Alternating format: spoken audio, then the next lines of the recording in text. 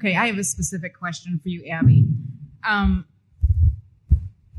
This is about I know you reach out to pregnancy resource centers and, with your ministries and such.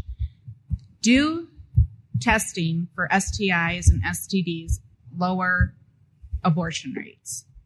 The free testing that centers can do, is that reaching the abortion-minded women? Is it actually helping to promote the pro-life values? Yeah. So, that is a great question. And, we have found some evidence that shows that actually does help. So, it's all risky behavior, right? So, and that's why Planned Parenthood does not offer gonorrhea and chlamydia tests, because they care about the STD rates in your community. Okay.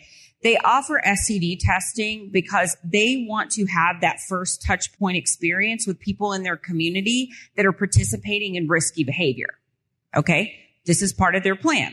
So if you are participating in risky sexual behavior, what are you more likely to experience later in life?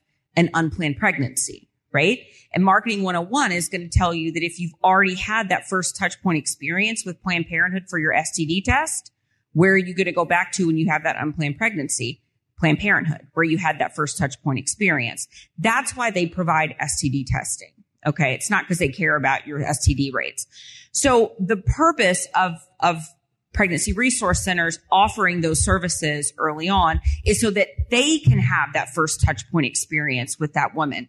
So there has been some data to show that if we can intercept those clients early on, and if we can start talking to those women and men early on, and we can help curtail that risky behavior, that number one, not only will we help reduce the unintended pregnancy rate, because really, if you want to reduce crisis pregnancies, then you've got to reduce the crisis pregnancy rate, right? So you've got to say, if you want to reduce abortions, you've got to reduce the crisis pregnancy rate, right? So you just make it so that people aren't getting pregnant. And so you've got to intervene at that moment, that earlier moment. And so that's what some of the research is saying, that we want to get to them before the crisis pregnancy even occurs. One of the ways to do that is to intervene during the risky behavior. And that's what the STD testing is allowing people to do. I'm sorry, if we can just leave it to one person. We've got a really finite amount of time. Thank you.